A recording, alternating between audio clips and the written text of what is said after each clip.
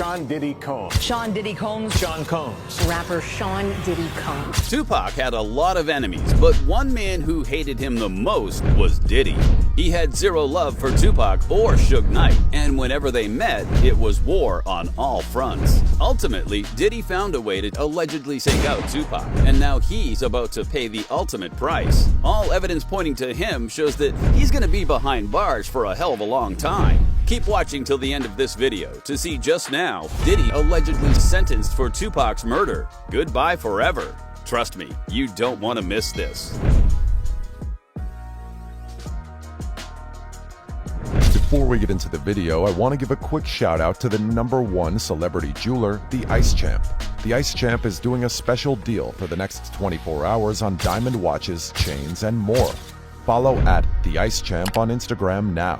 Diddy allegedly paid Keith D to take out Tupac. Diddy has consistently been the linchpin of the entire operation that led to Tupac Shakur's demise. Until recently, Diddy remained in the background, feigning ignorance about the ongoing events. As the police began linking the pieces together and Keith D was apprehended for Tupac's murder, rumors began circulating implicating Diddy in the crime. In one of Keith D's many stories to the cops, he detailed how Diddy masterminded the assassination of Tupac. While acknowledging his own role in the killing, he asserted that Diddy was the architect behind it all.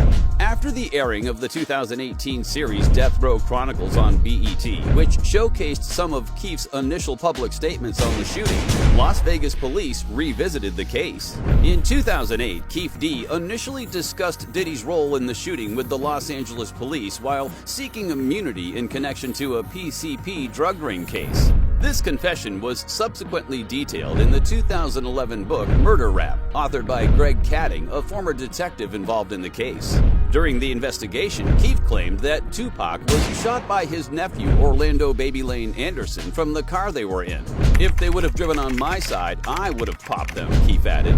The gun was a Glock 40 hidden in a secret compartment in the armrest. "And I ain't never told nobody that story, man," he said. Keith claimed that Sean Diddy Combs ordered the hit, allegedly telling him, "Man, I want to get rid of them dudes," referring to Tupac Shakur and Suge Knight. Keith claimed Diddy's issue with Knight stemmed from Knight's infamous diss to the Bad Boy executive at the 1995 Source Awards. At first, Diddy only wanted Knight, Keith said, but he later targeted Tupac as well for "Hit 'Em Up," a diss on the notorious B.I.G. and Bad Boy. Keith and Diddy allegedly settled the terms of the hit at Greenblatt's Deli, where Keith requested $1 million to kill both Tupac and Knight. Keith claimed he told Diddy, "We'll wipe their ass out quick, man. It's nothing." In his 2019 memoir, Compton Street Legend, Keith provided more details about information he had previously given police. He wrote of an alleged meeting with Diddy at Greenblatt's where Diddy requested the hit on Tupac and Suge Knight. "Like a lion on the Serengeti, I'm able to smell and see fear," he wrote. Puffy was full of fear. Keith wrote that he told Diddy that killing both Knight and Tupac was not a problem for him. Keith then described seeing Tupac stick his head out of a BMW, their car turning around and pulling up next to Tupac and Knight at a stoplight. He said that Knight looked terrified and Tupac reached for a gun after sighting their white Cadillac. "That's when the fireworks started," he wrote. "One of my guys from the back seat grabbed the Glock and started busting back. They then drove off and later even saw the two ambulances carrying Tupac and Suge Knight." Diddy's first attempt on Tupac's life. Faced with allegations of orchestrating an attack on Tupac, Diddy sought to deflect blame by accusing the Los Angeles Times of falsehoods in its report connecting him to the 1994 shooting. Diddy vehemently refuted the newspaper's assertion, which was based on FBI records and exclusive interviews, that he was aware of his friend's intentions to ambush Tupac at a music studio in New York City. "It is beyond ridiculous and completely false," Diddy said in a statement after the Times website posted the report. "I am shocked that the Los Angeles Times would be so irresponsible as to publish a baseless and completely untrue story."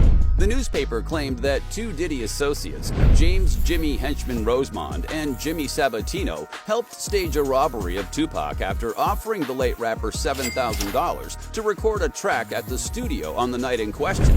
Tupac sustained 4 gunshot wounds but fortunately survived the assault, which happened nearly 2 years before his unsolved murder in Las Vegas. Christopher Wallace, the rapper propelled to fame by Diddy's Bad Boy Records as the notorious B.I.G., met his demise months later, believed to be in retaliation. Rosemond, a former convict who had risen to prominence in the hip-hop industry as a talent manager, alleged libel against the Times and dismissed the story as rubbish, specifically naming the Times reporter who had been probing Tupac's murder for over 6 years. Rosemond conveyed his discontent to the Associated Press. Chuck Phillips has reached a new low by employing fourth-hand information from desperate jailhouse informants, along with ancient FBI reports to create this fabrication. Phillips, who disclosed in 2002 that B.I.G. supplied money and a firearm to Tupac's assailants, located the 3 individuals responsible for the robbery in 1994. Out of the trio, only one affirmed the newspaper's account implicating Rosemond. Tupac publicly held Diddy and B.I.G. responsible for his shooting, attributing the incident to the violent feud between his West Coast group and their East Coast rap network. The Times report references a B.I.G. track record after the assault that details the circumstances and incorporates the lyric, "You rewind this, bad boys behind this." Diddy tried to have Tupac's brother killed. Mopreme Shakur, Tupac's brother, disclosed that Diddy contacted him to deny any involvement in the 1996 murder of the rap superstar. In a conversation with The Art of the Dialogue, Mopreme mentioned that Puff Daddy had reached out to him to address and dispel any rumors regarding his role in Tupac's death. "The boy Puff called me though," Mopreme said. "Puff called me back in the day. He was like, I just want you to know I ain't have nothing to do with your brother's murder. I know who you are, but we never met. And I just want to call you man to man and let you know that I ain't have nothing to do with your brother's death." Mopreme expressed gratitude for the call, but found it challenging to fully accept Diddy's innocence in the matter. At the time, he was actively seeking information about his brother's death, prompting him to reach out to Diddy for a conversation. He remained skeptical, believing that Diddy might be attempting to protect himself and secure some goodwill in case of legal complications or potential arrest. Mopreme Shakur first tackled the rumors of the Bad Boy CEO being involved in Tupac's death on the comedy hype news show on the heels of Dwayne Keefe D. Davis being arrested and charged in Tupac's murder. "I don't have to do anything. This individual Keefe D mentioned Diddy's name. Law enforcement has a job to do. Will they do it?